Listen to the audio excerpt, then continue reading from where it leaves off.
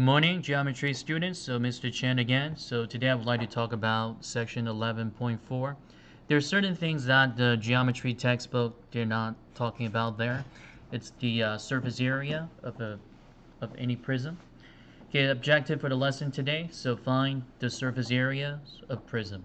So this one is just part 1 of 11.4. So part 2, then we'll talk about the other type of three-dimensional solid with the surface area. So definitions, the lateral area of a prism, it's a sum of the areas of and the lateral faces of the lateral faces. Okay, so anytime that we want to find the lateral area, so that means we want to find out the total area of all those lateral faces. So definition, the surface area of a prism is the sum of the lateral area and the areas of those two bases. Okay, so depending on what kind of prism that we have. Okay, so now let's take a look at this. So in order to find out the surface area of a rectangular prism, so the way to do it is 2 times length times width plus 2 times length times the height plus 2 times the width times the height. The reason why that is length and width. So this one will give you the area of the bottom base and also the lower base because you multiply by 2, so you got 2 of those. And then length times the height. So length times the height, so you get the area of the front face and then the back face right here, and then 2 times width times the height, so you get the area of the side surface. Okay, so once you generate them all together, combine them all together, and you get the surface area. And now the other way to do it, what about the lateral area? The lateral area, that means without counting the upper base, the lower base. So the lateral area for this one, then that just considered 2L times H plus 2W times H. And let's talk about the triangular prism. So triangular prism, that means the base is a triangle. Sometimes it could be a right triangle, sometimes it could be equilateral triangle, it could be a acute triangle, obtuse triangle. It's all depending on the type of triangle. So the way to find out the surface area of any triangular base prism, it's always the lateral area plus 2 times the area of the base, the triangle. So the way to find out the lateral area, it's the perimeter of the triangle, which is A plus B plus C. So this one is the perimeter of the triangle, times L, which is the height of the prism, okay, and then plus the area of the base, so B times height, okay, because that way you have the upper base, the lower base. So normally the way to find the area of a triangle is 1/2 times base times height, since you got 2 of those. So that's why it just the base times the height for the triangle. Okay, so now let's take a look at that. This one here. Find the lateral area of a right triangular prism with L equals 10, A equals 10, B equals 6, C equals 8. So the lateral area of a triangular prism. Okay, so let's just draw the figure, triangular prism. Okay, so the upper base, the lower base, connected, and this one connected. So this one is a right angle. So we do know that the shortest leg of that triangle here, A is actually the longest, so A would be 10. So B, that's 6, and then C, B is actually 6, which is the shortest, and then C, the medium, and then that's 8, the medium segment, and then L, which is 10. So the way to find out the lateral area, again, it's about the perimeter of the triangle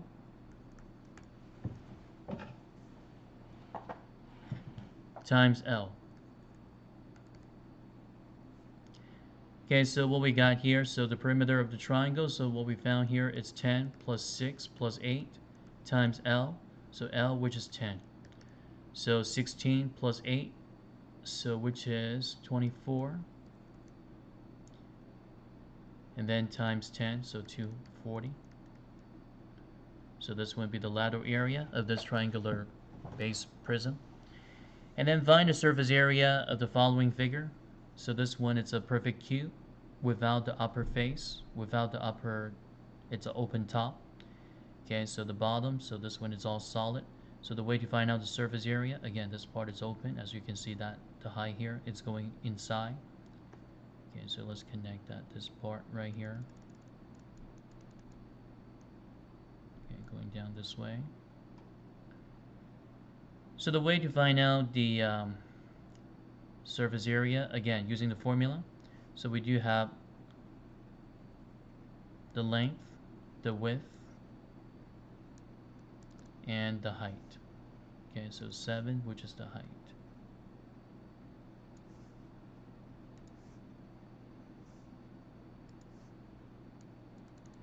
Okay, so we do have just one base, so it's 5 times 6.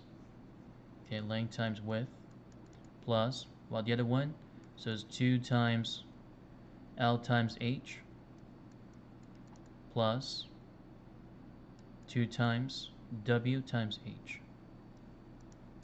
Okay, so basically just plug in a number. Length times width, so 5 times 6, so we do have 30. And then 2 times L times H, so 2 times 5, 10. 10 times H, 70. And then 2 times width times H, so 2 times 6, 12. 12 times 7, 84. And then combine them all together, so it's 184. And the unit, this one is square centimeters. And then what about the hexagonal base prism? Okay, so find the surface area. So in order to get the surface area of the hexagonal base prism, so we need to find out the area of the hexagon. Okay, so find out the area of the hexagon, and then find out the lateral faces, the area of the lateral faces. So this one, let me just put it out because I need more space. We're showing all those work. Okay, so let's see right here. It's a hexagonal base prism. Okay, so let me open up the new slide for this one here.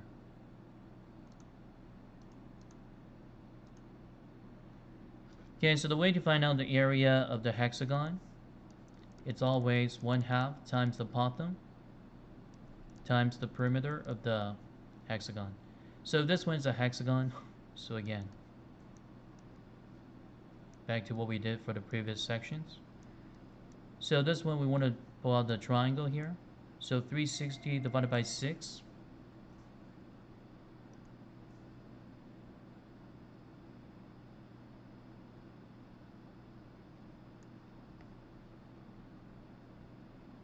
Excuse me for a second. Okay, so 360 divided by 6. Then that'll be 60. So half of 60, then this one's 30. So this one is 60. And we do know that half of the base, which is what? 4. And then this one would be considered 4 root 3. Okay? And then the height of this prism is already given, so let's say this one is H. So the way to find out the area, so 1/2 times the bottom. So that would be considered 4 root 3. Perimeter of this hexagon, so 8 times 6, 48. So half of 4, which is 2. 2 times 48, which is 96. So 96 root 3 for the area of this bottom base. And then the other base right here, so just combine them. 2 times A. So 2 times 96 root 3. So we do have 192 root 3. 6 times 2, that's 12. 2 times 9, 18 plus 1, 192 root 3. And the unit, square millimeter. And now, to get the lateral area, the way to find out the lateral area, so we do know that each part of this is just like the rectangle. So basically, just base times the height. Base times the height. Okay, let's see.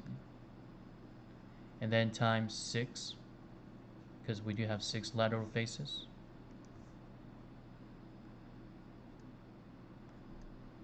So that would be 6 times the base, which is 8, times the height, 10. So 6 times 8, 48. 48 times 10, 480. Unit, square millimeters. And then once we get all those information, we just need to combine them all together because you want to get the total area, which is the surface area. So then that'd be 192 root 3 plus 480. And then square millimeter. You cannot combine them because this one is considered irrational and the other number is rational. So going back to what we have right here, and here's another one. Find the lateral area and the total area of the right prism. So started off with the lateral area. So as you can see that the lateral area, so we got 1, 2, 3, 4. So we got 4 lateral faces, 2 on the back and then 2 right in the front. Okay, so got to be very careful with this part right here. So if this one is 16 down here, then that'll be 16. If this one is 12 down here, this one is also considered 12. Symmetrical for the bases, the edges. Okay, so let's find out this lateral face. So this lateral face is just like length times the width. Okay, it's a rectangle. Okay, so the way to do it, okay, kind of like a rectangle, but also at the same time it kind of like a trapezoid. Okay, so gotta be very careful. Okay, so this one is 12, this one is also 12. If this one is 16 down here, then that'll be 16. This one is also what, 10. Okay, so let's do it this way. So we got 2 congruent rectangle, and then on the back we got 2 other congruent rectangle. So 10 times 12 times 2 plus 2 times 10 times 16. So for the lateral area. So this one, let's see, 120 times 2, which is 240. And this one is 160 times 2, which is 320. Combine them, so then that'll be 560. And the unit for this one, there's no unit. You can say that unit square unit, or just leave it without the unit, just the number. So we got the lateral area, and now what about the bases? Okay, the area of the upper base, the lower base, the lateral. We found the lateral area, but now it's the area of those bases. So this one, what is it? It's 5, 12, and 16. So we got 5, 12, and 16. And then from here, we can use the Heron's formula. So the Heron's formula, which is considered area, equals square root of the semi-perimeter of the triangle times the semi-perimeter minus A, semi-perimeter minus B, and then semi-perimeter minus C. Again, A, B, and C, those are the side length of the triangle. The shortest leg, the longer leg, the longest leg. So what we got here, we got 5, 12, A equals 5, B equals 12, and then C equals 16. So combine them all together, so A plus B plus C divided by 2, so we can get a semi-perimeter. So 5 plus 12 plus 16 over 2. So 17 plus 16, 33 over 2. So 33 over 2, which is 16.5. Okay, so area of the triangle, so we got 1, 2, 3, 4, 4 congruent triangles, so multiply by 4. So 4 times A, so 4 times this whole quantity. So 4 times square root of 16.5. 16.5 minus A minus 5, so 11.5. And then S minus B, 16.5 minus 12, 4.5. And then S minus C, so 16.5 minus 16.5. So multiply all those decimals together, take the square root, multiply by 4, you'll get the area of all those 4 triangles. So the total area, eventually, then that'll be 560 plus whatever that you have for this step right here.